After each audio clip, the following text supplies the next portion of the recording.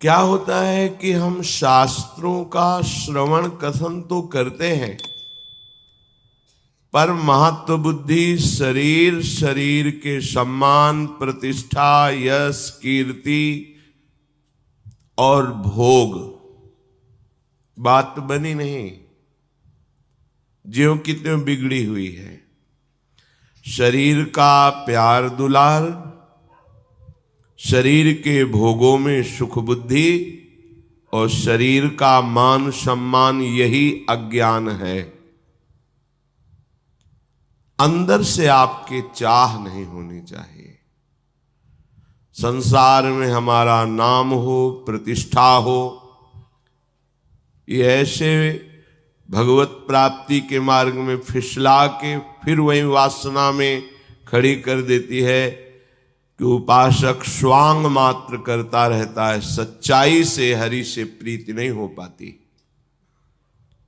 इसलिए महत्व बुद्धि अपना कल्याण करने के लिए जहां से हम बिलग हुए हैं वहां पुनः पहुंचने के लिए, जब तक हम अपने अंशी प्रभु श्री हरि से नहीं मिल जाते तब तक कहीं भी शांति, विश्राम, सुख नहीं है। ये मान सम्मान, यश, कीर्ति ऐसी धूल भरी आंधी है जिसकी आंखों में छा जाती, उसे भगवत साक्षात्कार कभी नहीं हो पाता। पुनः देहाभिमान पुष्ट होकर नार की गतियों वाले आचरण प्रारंभ हो जाते हैं। इसलिए उपासक को भगवद वाणी पर महत्व बुद्धि रखकर मनन करना होगा। कुछ सार नहीं है यहां, कुछ सार नहीं। व्यर्थ में मत फंसिए। केवल ये माया की धूल भरी आंधी है, कुछ नहीं है। वो एक नटनागर छुपा छुपी का खेल खेल रहा है, हम समझ नहीं पा रहे। बहुत रूपों में आकर हमारे सामने से निकल जाता है। हम व्यक्ति देखते हैं, गुण देखते हैं, दोष देखते हैं। अपने प्रभु को देखने के लिए चले थे, उनको देखने वाली बात ही भूल गए। देखने लगे ये नानात्व, संसार, और इसी में हर्षित होने लगे कि हमें बहुत लोग सम्मान देते हैं, बहुत यश कीर्ति होती। फिर भ्रम, जिस भ्रम को मिटाने के लिए उपासक चलता है वही फिर भ्रम आ गया। बार बार कोहरे की तरह हमारे ज्ञान के नेत्रों को ढकना चाहता है अज्ञान। अगर आप सदगुरु, संत, महात्मा या भगवद वाणी का श्रवण करते रहेंगे तो ये अंजन की तरह काम करेगा। नेत्र दोष को दूर करके भगवत साक्षात्कार करा देगा। नहीं, ये बड़ी विचित्र आंतरिक गति होती है। बाहर से हम सब स्वांग भागवतिक करते हैं और अंदर से हमारी चाह ये संसार ही रहता है। बड़ा विचित्र माया का खेल। जब एकांतिक विचार करो तब लगता है कोई बिरला ही पार हो पाएगा। ये बड़ी चतुर शिरोमणि माया है। ऐसी रचना रच देती है कि यहां से मुक्त होने की इच्छा ही नहीं रह जाती। यहीं सुख लगने लगता है, यहीं शांति लगने लगती है। जहां भगवान के वचन है, मामुपेत्य पुनर्जन्म दुखालयम अशाश्वतम नाप्नुवन्ति महात्मानः संसिद्धिम परमाम गतिम। ये परम गति उस महात्मा को प्राप्त होती है जो निरंतर प्रभु से अपने चित्त को जोड़े रहता है। निरंतर, सतत। पीछे का श्लोक, अनन्य चेता सततम यो माम स्मरति नित्यशः तस्याहम सुलभा पार्थ नित्य युक्तस्य योगिना। जो सतत भगवान का स्मरण करता रहता है, बड़ी चालबाजी है माया में। कांप जाता है हृदय जब भगवान दर्शन कराते हैं अपनी माया की चतुरता का, तो कांप जाता है हृदय कि अरे केवल प्रभु बचाएं तो बच सकता है, नहीं तो जानबूझ करके विषय का प्याला विष स्वयं पी लेता है, जानबूझकर अपने को दलदल में फंसा देता है, जानबूझकर। भगवान का सतत स्मरण आवश्यक है, इसी जन्म में मुक्त होना आवश्यक है, इसके बिना हमारी बात बनेगी नहीं पक्का। क्योंकि पुनर्जन्म दुखालयम अशाश्वतम, यदि हमारा अगला जन्म हुआ तो दुखमय होगा। वो शरीर भी नाशवान ही मिलेगा, चाहे जिस योनि में जाएं। तिनके से लेकर ब्रह्मा तक सब नाशवान है।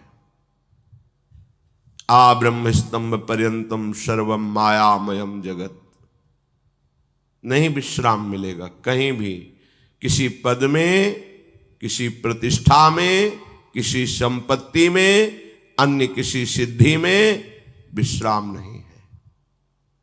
कांप जाता है हृदय कि अरे कैसी चतुर माया है, कहां से भगवान के चरणारविंद में आने का सौभाग्य मिला। तो ढूंढने पर पता चलता है अहेतु की कृपा। पर ये माया फिर सत्य को जगत भाषित कराकर यहां का मान सम्मान यश कीर्ति सुखपूर्वक खाना पीना सोना जागना विषय भोगना, इसे ही सत्य और सुख और विश्राम मान देता है। ये मना देती है माया, ऐसा फिर चूक हो गई। इसी जन्म में मुझे भगवत प्राप्ति करनी, तभी हमारी सारी समस्याओं का समाधान होगा। परम वैष्णव भगवत अनुराग में डूबे हुए गोस्वामी श्री तुलसीदास जी कह रहे हैं, जीव जब ते हरिते बिलगान्यो,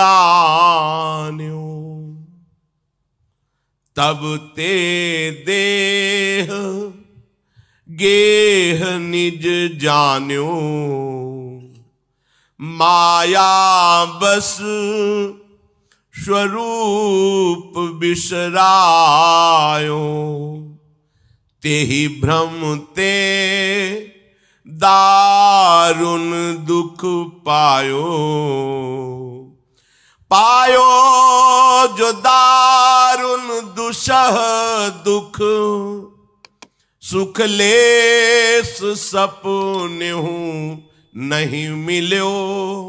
आहा, पायो जो दारुण दुसह दुख, सुख लेस सपनेहु नहीं मिल्यो, भवसूल शोक अनेक जेहि, तेहि पंथ तू हठी हठी चल्यो, बहु जोनि जन्म जरा विपत्ति, मति मंद हरि जान्यो नहीं, श्री राम बिनु विश्राम मूढ़, विचारु लखी पायो कहीं।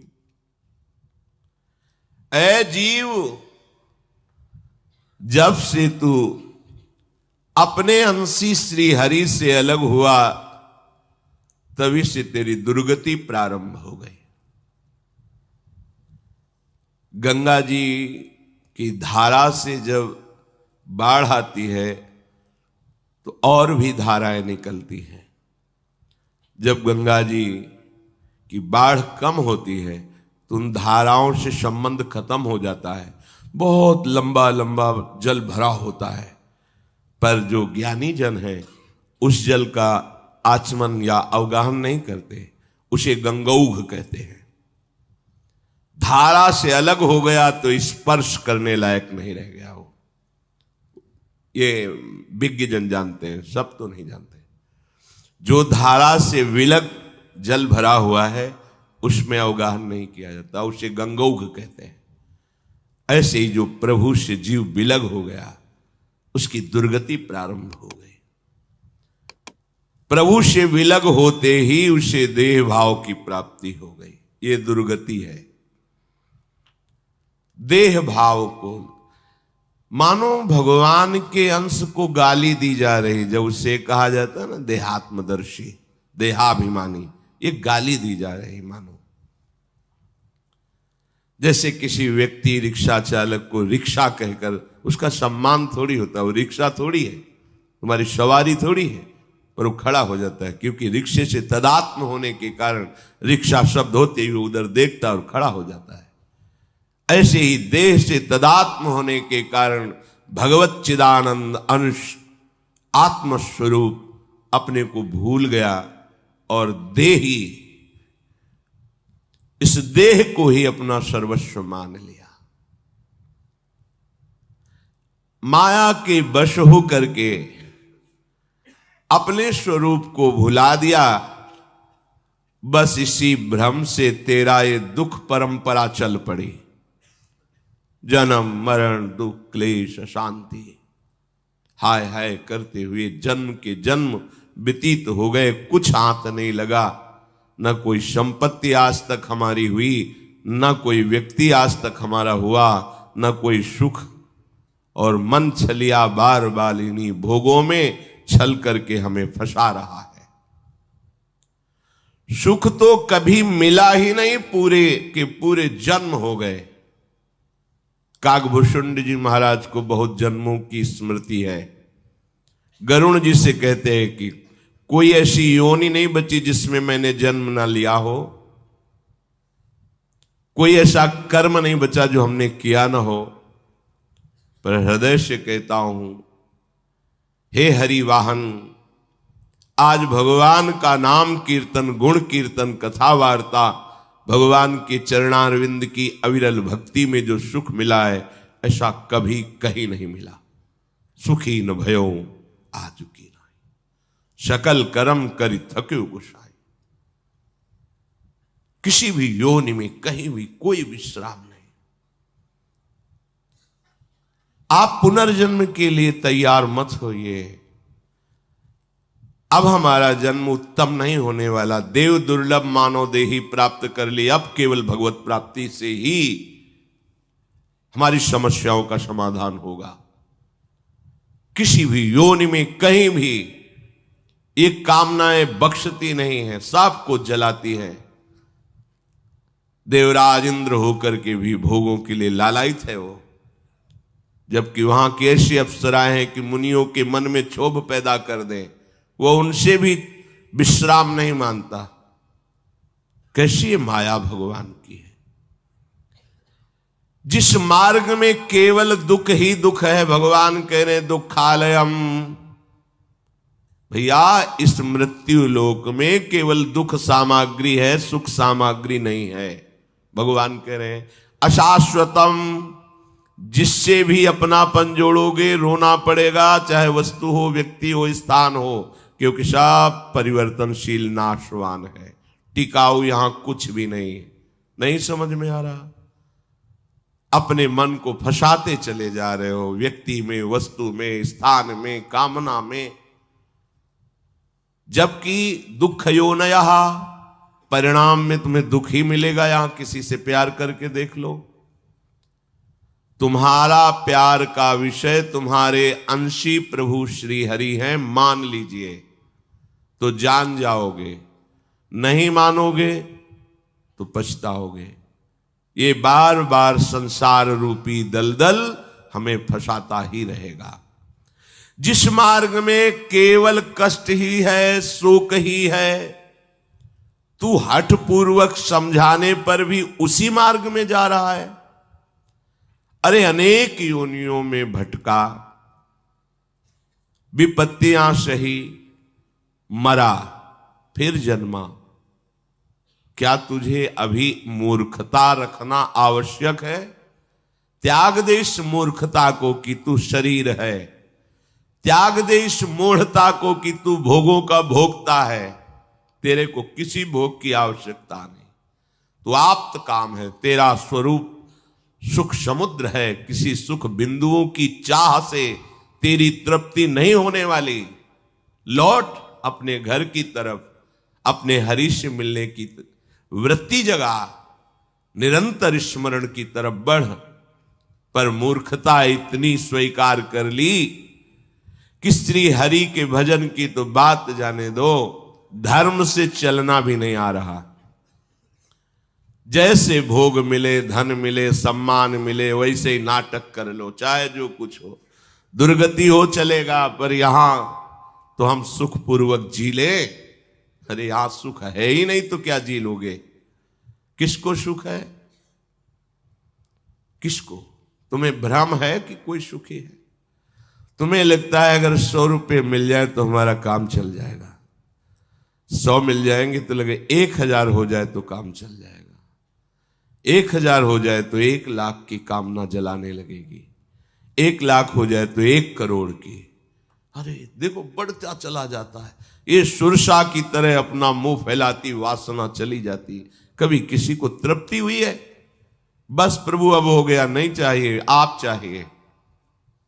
भजन जो करते हैं वही ये बोल सकते हैं, मुझे कुछ नहीं चाहिए, आप चाहिए। अब आप जैसे चाहो वैसे रखो, जैसे चाहो वैसे बर्ताव करवाओ, हम तो आपके एक यंत्र हैं प्रभु, आप हमारे यंत्री हो। प्रभु श्री हरि को छोड़कर आज तक कहीं भी किसी को किसी योनि में किसी कर्म में भी सुख और शांति नहीं मिली। गोस्वामी जी कह रहे हैं तुझे आनंद की प्राप्ति के लिए कहीं बाहर भागने की जरूरत नहीं है। आनंद सिंधु मध्य तब बासा, बिनु जाने कस मरसी पियासा।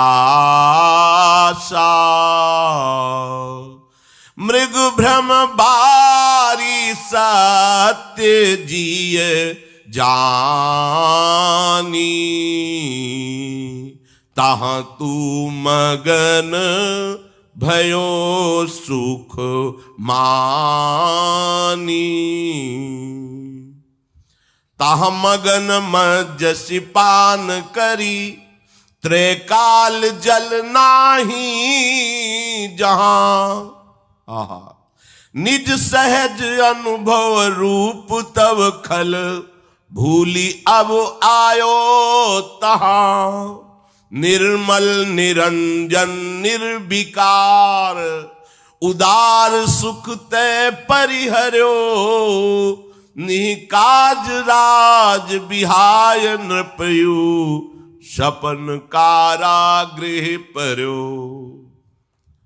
ऐ जीव तुझे कोई सुख नहीं चाहिए, तू सुख समुद्र प्रभु की गोद में बैठा हुआ है। तेरे अंशी सुख समुद्र है तो तू भी सुख राशि है। तेरा निवास ही आनंद समुद्र में है। आनंद सिंधु मध्य तव वासा, बिनु जाने कस मरस पियासा। तेरा वास ही आनंद समुद्र में है। हृदय विहारी भगवान तुम्हें गोद में लिए बैठे हैं। शरीर अभिमान के कारण तुम ये जान नहीं पा रहे हो। तू आनंद समुद्र में बैठा अर्थात आनंद स्वरूप है। तू अपने स्वरूप को भूल करके सुख की प्यास बुझाने के लिए भोगों में भाग रहा है। पानी में मीन पियासी मोय सुन सुन आवे हांसी। आनंद समुद्र में पड़ा हुआ है और प्यास के लिए बाहर भाग रहा है। ये मूढ़ता है, इसे मूर्खता कहते हैं। विषय भोगी रूपी मृगजल से तेरी प्यास बुझ जाएगी क्या? वही मृग तृष्णा जो बालू में निर्मल जल का भ्रम करा देती है। तू बड़ा मगन हो रहा है, बढ़िया जल मिल गया पीऊंगा प्यास बुझ जाएगी। मतलब जो चाहते थे वो भोग मिल गए, अब मैं तृप्त हो जाऊंगा, हाथ कुछ नहीं लगेगा, समय नष्ट हो जाएगा। मनुष्य जीवन जो भगवत प्राप्ति के लिए था, विषय भोगों की तृष्णा में फंसकर नष्ट हो जाएगा। जैसे मृग प्यासा बालू में पानी का भ्रम भागता है, आगे आगे पानी दिखाई देता है, कभी उसे प्यास बुझाने का अवसर नहीं मिलता। ऐसे ही हम आगे आगे सुख भोग देखते जाते हैं, उसमें सुख होगा, उसमें पूरा जीवन नष्ट कर देते हैं, हाथ कुछ नहीं लगता, केवल मन और मलिन हो जाता है। आगे की योनि निश्चित हो जाती, तुम्हें यहां जन्म होगा, पुनर्जन्म की व्यवस्था कर ली। तू विषय भोग रूपी मृग तृष्णा के जल से तीनों कालों में कभी भी प्यास नहीं बुझा पाएगा। कर ले तुझे जो कुछ करना है, कहीं तुझे विश्राम शांति सुख नहीं मिलेगी, पक्का। अरे दुष्ट, अरे खल, तू अब सुधर जा, अपने प्राण प्यारे प्रभु की तरफ मुड़, सन्मुख हो जा हरि के, अंतर वृत्ति धारण कर अपने स्वरूप की तरफ बढ़। तूने अपने विशुद्ध अविनाशी माया रहित विकार रहित स्वरूप को भूलकर विकारी नाशवान शरीर को अपना मान लिया। बड़ी महिमा की बात है। निर्मल निरंजन निर्विकार, ये हमारा स्वरूप है, ये किसी और का परिचय नहीं, ये हमारा परिचय अपने स्वरूप का है। माया रहित विकार रहित आनंद सिंधु, ये हमारा स्वरूप है, क्योंकि आनंद सिंधु का अंश भी आनंद सिंधु ही होता है। तू अपने स्वरूप को, अपने प्रभु को छोड़ करके कुछ भी कर ले, कभी सुखी नहीं हो सकता। कर ले, देख लो क्या हाथ लगाया अभी तक, इतने जन्म व्यतीत हो गए। चलो तुम्हें याद नहीं तो इस जन्म की याद कर लो, कितने पापाचरण करके सुख भोगने की इच्छा क्या पूर्ति हुई, क्या हाथ लगा? अशांति, मलिनता, विषाद, दुख। अब तो सावधान हो जाओ, जिस दिशा में तुम सुख खोज रहे हो वहां सुख नहीं है। अब तो सावधान, पर ये मूर्खता उधर ही बढ़ाए जा रही। इसमें नहीं मिला तो इसमें मिलेगा, इस अवस्था में नहीं तो इस अवस्था में, इस पदवी में नहीं तो इस पद, बस भागता घूम रहा है। बड़ी विचित्र माया की गति है। जैसे कोई राजा स्वप्न में देखे कि मुझे कैद खाने में डाल दिया गया है, अब वो बहुत दुखी हो रहा है। जेल में न भोजन मिल रहा है, न सम्मान मिल रहा है, केवल क्लेश ही क्लेश। बोलो क्या कैद है उसको? वो तो राज शैया पर पड़ा हुआ सो रहा है। क्या उसे कोई दुख है? नहीं। क्या उसे कोई दंड दे रहा है? कोई भूख प्यास से उसे युक्त कर रहा है? नहीं। क्या हुआ? बोले मन ने जाल रच दिया स्वप्न का। अब जब तक जगेगा नहीं तब तक वो जेल में ही रहेगा। देख लो, बढ़िया उदाहरण दिया है। और जे ही जगा तो ना जेल थी, न जेलर था, न वहां का दंड था, न वहां का कोई दुख था, जगा तो राजशैया पर। ऐसे ही है आनंद सिंधु, तेरा निर्विकार स्वरूप है। तू मोह निद्रा में सो करके स्वप्न देख रहा है, मैं स्त्री, मैं पुरुष, मेरे बच्चे, मेरा परिवार, मेरा सुख, मेरा संपत्ति। अब जब तक जगेगा नहीं तब तक तुझे भोगना पड़ेगा। ये ऐसी गाढ़ नींद है कि अब कोई जगा दे तो, इसलिए बलिहारी गुरु चरणों की वो जगा देते हैं। वो मोह निद्रा से उठ, कब तक सोता रहेगा? ये जन्म सोने के लिए नहीं, ये भगवत प्राप्ति के लिए है। मोह निशा सब सोवनिहारा, देखें स्वप्न अनेक प्रकारा। ये अनेक प्रकार के स्वप्न है। जहां प्राणवायु रुकी तो तुम्हारी पदवी, तुम्हारी विद्वता, तुम्हारी पढ़ाई लिखाई, तुम्हारी कमाई, तुम्हारे संबंधी, साफ स्वप्न की तरह, न था न है न रहेगा, तीनों काल में न था न है न रहेगा। फिर हंसा अकेला उड़ा, बस वो मलिन कर्मों को साथ लेकर के। दुनिया में लाखों का मेला जुड़ा, हंसा जब जब उड़ा तो अकेला उड़ा। होश में हो जाओ। मोहवश अपने संकल्प से तू इस जगत रूपी कारागार में फंस रहा है। जाग जा, सच्चिदानंद स्थिति को प्राप्त कर ले। क्यों तू अपने को माया में बांध करके क्लेश पर क्लेश भोग रहा है? माया से मुक्त होने का केवल मानव देह में ही अधिकार है। नहीं समझ में आ रहा? ये जो आप कर रहे हो, अपने लोग भोग रहे हैं, ये पशु पक्षी बहुत अच्छी तरह से भोग रहे हैं। 2-4 बच्चे के माँ बाप हो गए, 20-20 बच्चे एक बार में पैदा होते हैं। सुअरिया माँ के, कुतिया माँ के, 10-10, 15-15, 20-20। जैसे आप बहुत सुकोमल शैया पर शयन करते हैं, ऐसे वो कीचड़ में लौट कर सूकर उस सुख का अनुभव करता है। ये कोई सुख नहीं है। तुम रसमलाई पाके जैसे आनंदित हो, ऐसे वो बिष्ठा पाके आनंदित होता है। तुम्हें जितना अपने बच्चे से प्यार, उसको भी। तुम्हें जितना अपना शरीर पी, उसको। तो अंतर क्या रहा मानव देह और सूकर योनि में? वो भजन करके सच्चिदानंद स्वरूप में स्थित नहीं हो सकता, और आप हो सकते हो। बस इतना ही फर्क है। अगर ये फर्क तुमने नहीं समझा तो फिर तिनते खर सूकर स्वान भले। क्यों? क्योंकि वो अपने पापों को भोग कर ऊपर उठ रहे हैं, और आप पाप कर्म करके नीचे की तरफ जा रहे हैं, पतित हो रहे हैं। रघुपति भगति सुलभ सुख कारी, श्रोत्रय ताप शोक भय हारी, बिनु सतसंग भगति नहीं होई, ते तब मिले द्रवै जब सोई, जब द्रवहि दीन दयालु राघो, साधु संगति पाइए, जेहि दरस परस समागमादिक,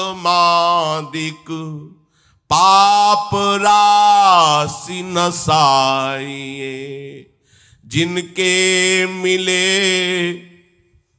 दुख सुख समान, आहा अमानतादिक गुण भय,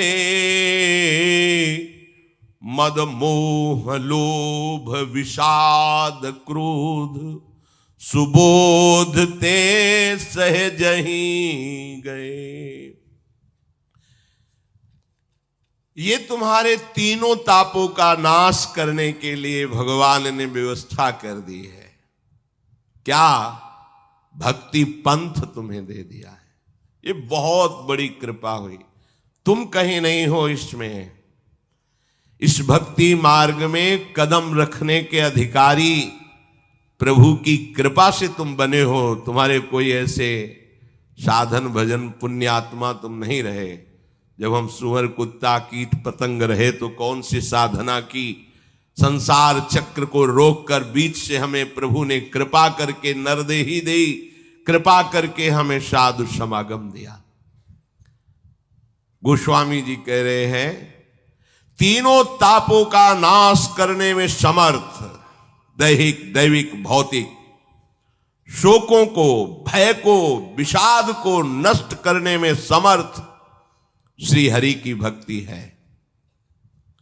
किंतु यह हरि भक्ति बिना सत्संग के शुद्ध किसी को प्राप्त नहीं हो सकती। शुद्ध हरि भक्ति उसी के हृदय में जागृत होती है जिसे सत्संग की प्राप्ति होती है। और संत संग तभी मिलता है जब श्री हरि अत्यंत कृपा करते, अत्यंत कृपा। जब वही दीन दयालु राघो तो साधु संगति। जब प्रभु बहुत प्रसन्न होते हैं तब वो साधु समागम दे देते हैं। ये दुर्लभ बात है। सुतदारा धन लक्ष्मी पापी के घर होए, संत समागम हरि कथा तुलसी दुर्लभ दोए। सत्संग, संत की सानिध्य की प्राप्ति, ये केवल जिस पर हरि कृपा करते हैं, विशुद्ध कृपा उसे देते हैं। यहां कदम नहीं रख सकते आप। अगर आप आए हैं तो हरि ने आपको कृपा करके दिया है, ये सौभाग्य।